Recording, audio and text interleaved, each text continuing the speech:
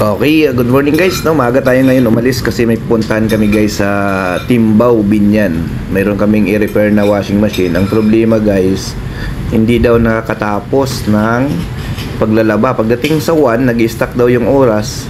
Hindi siya natatapos, hindi siya nag-i-end. Then, isang concern niya ay ayaw din daw mag-dispense ng downy. So, ito ngayon guys ang ating pupuntahan. No? So, ito po ay front load na washing machine. So ito ngayon guys ang aming pupuntahan. Nasa biyahe na nga kami ngayon, no? So kasama ko yung team, no? So dito na nga tayo guys sa area. Ito na yon, check na namin, titingnan namin tong baba kung may bara. Baka kasi may buwabara kaya hindi siya natatapos. Once may bara kasi yan dito guys, hindi siya natatapos kapag may tubig pa, no? Pero pagka wala naman siyang bara, ang next nyo dyan nga itingnan yung kanyang drain motor, no? Baka naman kasi hindi umaandar, no? Kaya ilagay niyo siya sa spin. Tingnan mo kung umiikot yung pinaka drain motor. So ngayon kung napansin niyo naman guys na malakas naman yung drain niya, tapos hindi siya nakakatapos, no? Nag-i-stack yung oras sa 1, paulit-ulit, pabalik-balik, iikot, tapos stack, iikot, stack, iikot, stack. Ayan, tulad yan, ilagay namin siya sa spin guys, oh. Nasa 1 siya. Ayan. So paulit-ulit siya. Hindi siya natatapos.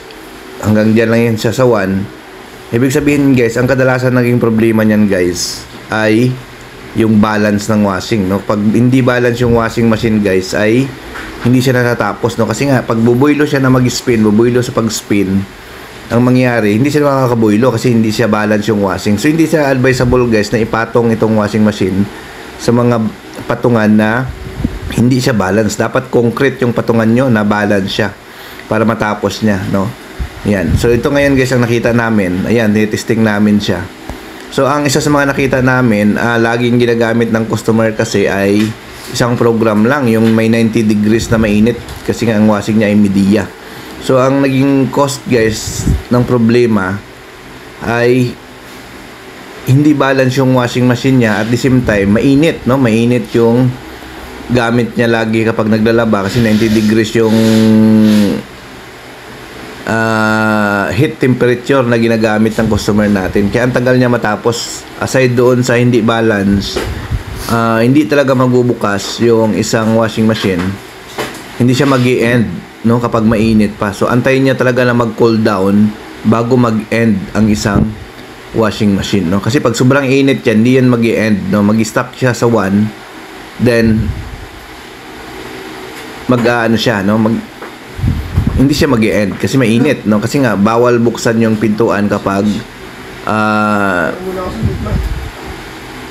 mainit pa, no? So ito guys, tingnan na rin namin yung loob, no? Kasi isa sa mga concern niya rin ay hindi nagdi-dispense ng downy, no? So sisilip na rin natin, no? Ang downy kasi guys, yung hindi pag-dispense naman ng downy, usually ang naging problema diyan, barado yung inlet valve, no? So kung barado yung inlet valve, linisin niyo yung loop ng inlet valve, tapos yung sensor niya, no? Pagka hindi na gumagana yung sensor, yung water level sensor, hindi rin siya nag-release ng downy, no? Sa mga ganito, no? So kailangan i-check nyo. Pag hindi siya nag-release guys ng downy, ang i-check nyo dyan yung inlet valve, baka barado na, so linisin. Tapos i-check nyo rin yung motor, baka hindi na sira na, no, yung motor ng inlet. Kasi yung washing machine guys kadalasan mayroon yang sariling inlet para doon sa downy. So ito guys, tulad nito, dalawa yan. Yung isa dyan para yan sa downy. So i-check nyo yan kung good yung reading yan. So ang pag-check naman yan, may mga vlog na tayo dyan. Mayroon lang yung 3.9 hanggang 5 kilo ohm sa mga 220 na inlet valve, no? So ito ngayon guys ang testing namin, no? Dilagay namin siya sa quick wash para makita lang natin kung nagbababa ba siya ng downy, no? So okay naman guys, no? Nakacheck lang namin. So ang naging issue lang nito guys ay yun nga, yung unbalance, kaya hindi siya natapos, no? Hindi siya nag-i-end. Tapos yung program na ginagamit nila, sobrang taas ng temperature, nasa 90 degrees, kaya matagal siya talagang mag-open kasi nga mainit pa yung mga damit. So hindi siya mag-o-open, pino-cool down muna ng unit kaya ang tagal. So yun lang naman ang naging issue nito, no, nung ma-check natin, no. So yun.